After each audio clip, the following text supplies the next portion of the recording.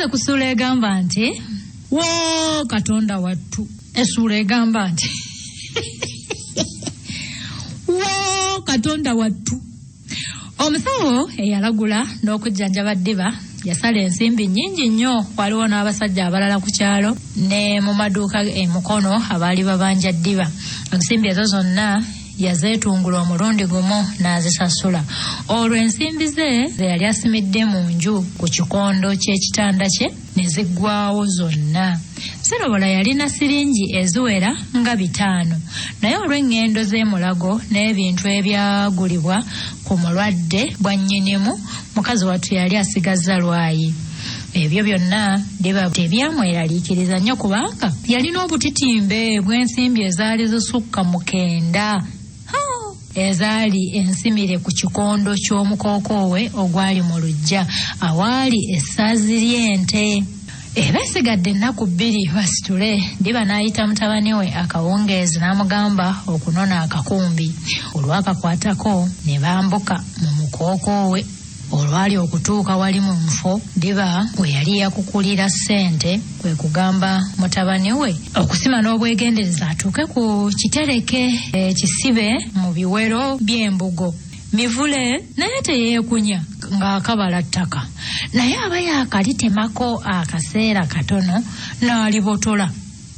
Akakumbi ne keetonnya mu kinnya omwali ebintu ebigondagonda. Omulenzi agenda okubisikayo nga bipamba ne kafiififi ddiba byalaba. Amagezi gamuggwako, ddiba yakunja ku mikono gy'ekkanzu ye gyali ayambadde n'akutama yetegereze muyase ensimbi ze. Yataganjula bipamba byonna naye nga temuli kasente wadde akantu kati. Ddiba yatema omulango ogutagambika ogwakanga Mivule n'akakumbi ne kava mu ngalo ze ne kagweri. Ddiba yagenda mu kungujjo nga yeetisse emikono ku mutwe agiteeredde ddala mu kiwalaata wakati, agenda akukkuluma nti woowe Katonda wattu, woowe Katonda wattu. Bwe yatuuka mu nju n'akatema Zirobola nti nyabozi wange Ziro, nyabo Ziro jangu munnange nkubuulire. Nyabo Zirobola bali babaana b'abaana abalituusa okukka emagombe nga bagagga, naye ffe kutulemye. Ensimbi zaffe zonna ze twatereka mu mulandira gw'emukookoowe baazibba. Kali oba Mivule ye yakabba? Si kitalo kino. Munnange Zirobola yatunuulira bba ng'eyali agenda okumumira, n'abanga eyalina kyagenda okwogera ne kimulema okwatula okutuusa lwe yatulika bambi n'akaaba. Oluvannyuma nga bombi bamaze okwoza ku mmunye, Zirobola n'abuuza bba nti olwo munnange bwe tugenda okukola tutya bannange? Ebyokugenda ebugerere ffe abatakyalina akasimbi konna tebifudde? Koddiba nti sikyayinza kubeera ku kibanja kino nze, era nze kyendaba leka enkya ngende ewa Lwokyenju ampe ensimbi zange ze namuwola tuve kuno tugende. Munnange ddiba ng'abukeereza nkokola ng'agenda ewa munne, naye ekyamujja enviiri ku mutwe nakuba zaali zisigadde entono ku mutwe kwe kusanga ng'enju ya Lwokyenju baagibambulako dda amabaati. Ddiba yali akyatangaaliridde ati Lwokyenju kwe kuwa matuka mu nju nga bw'aleekanira gulu nti hoho Katonda nga ayagala nze, Katonda nga munene, ani akundeetedde mu kiseera kino munywanyi wange Ddiba? Anti olaba bwe bandeka ebweru, ensimbi z'abandi zannema okusasula, kaakati kwe kummambulira ennyumba ku mabega, ente zange zonna baazitwala, mwana mbuzi, endiga, byonna entebe n'emmeeza nabyo omwo mpozi bandekera buliri bwokka. Oluvannyuma kwe kutta ku ddoboozi n'agamba Ddiba nti wange mponya ekitwaza ebyange ndowooza kinene kya nnyo, ziri siringi 10 bwe luti.